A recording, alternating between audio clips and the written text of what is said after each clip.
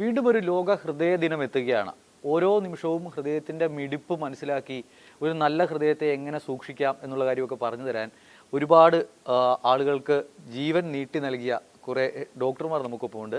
നിന്ന നിപ്പിൽ ആളുകളങ്ങ് മരിച്ചു പോകുന്ന അവസ്ഥയാണ്. അത് ഭൂരിഭാഗവും ഹൃദയാഘാതം കൊണ്ടാണ് സംഭവിക്കുന്നത്. ഇതിൽ പലപ്പോഴും ഇത് ആ വ്യക്തിയുടെ തന്നെ ഒരു അഭാവം കൊണ്ട് സംഭവിക്കുന്നതാണ്. കൃത്യനിഷ്ഠ ഇല്ലാതെ ജീവിക്കുകയും ഒരു ജീവിതശൈലിയിൽ വളരെ മോശമായിട്ടുള്ള ഹാബിറ്റ്സൊക്കെ ഡെവലപ്പ് ചെയ്ത് വരുന്നതിൻ്റെ ഒരു ഭാഗമായിട്ട് ഉണ്ടാകുന്ന ഒരു അവസ്ഥയാണ് നമ്മൾ കാണുന്നത്.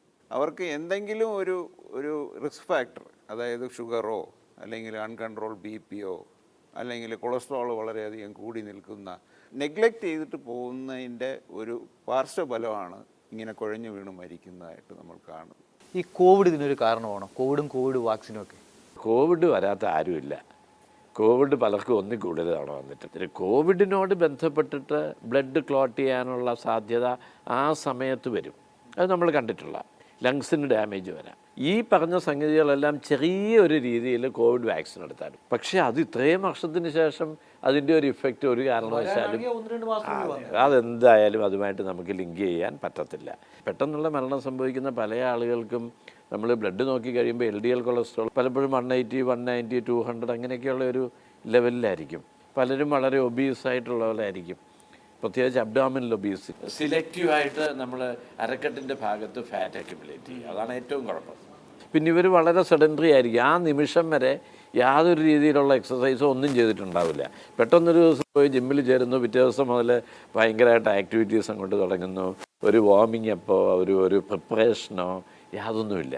പിന്നെ ഇവരുടെ പലരുടെയും ബാക്ക്ഗ്രൗണ്ട് നോക്കിക്കഴിഞ്ഞാൽ ഇവരുടെ ഫാമിലിയിൽ പല ആളുകൾക്കും യങ് ഏജിൽ ഹാർട്ട് അറ്റാക്ക് വന്ന ഒരു ഹിസ്റ്ററി ഉണ്ടാവും. നമ്മുടെ ഹൃദയം ആരോഗ്യമുള്ളതാണോ എന്നറിയാനേ ആളുകൾക്ക് ഇപ്പോൾ ഏതൊക്കെ പരിശോധനയാണ് വേണ്ടതെന്നൊന്നും അറിയില്ല.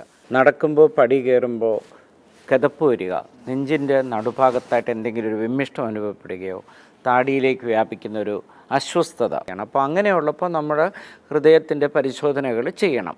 ലഘുവായിട്ട് ചെയ്യുന്ന ECG പരിശോധന, ദേഹപരിശോധനയിൽ രക്തസമ്മർദ്ദം ഉയർന്ന അളവിലാണോ, രക്തത്തിലെ ഷുഗറിൻ്റെ അളവ്, കൊളസ്ട്രോൾ, ഫാസ്റ്റിംഗ് ആയിട്ടുള്ള കൊളസ്ട്രോളിൽ LDL കൊളസ്ട്രോൾ അഥവാ നമ്മൾ ലീതൽ കൊളസ്ട്രോൾ എന്ന് പറയാവുന്ന അപകടകാരിയായ കൊളസ്ട്രോളിൻ്റെ അളവ്, ഇതൊക്കെ നോക്കിയാൽ തന്നെ നമ്മൾ അപകടത്തിൽ വരാൻ സാധ്യതയുള്ള വ്യക്തിയാണോ എന്നറിയാം.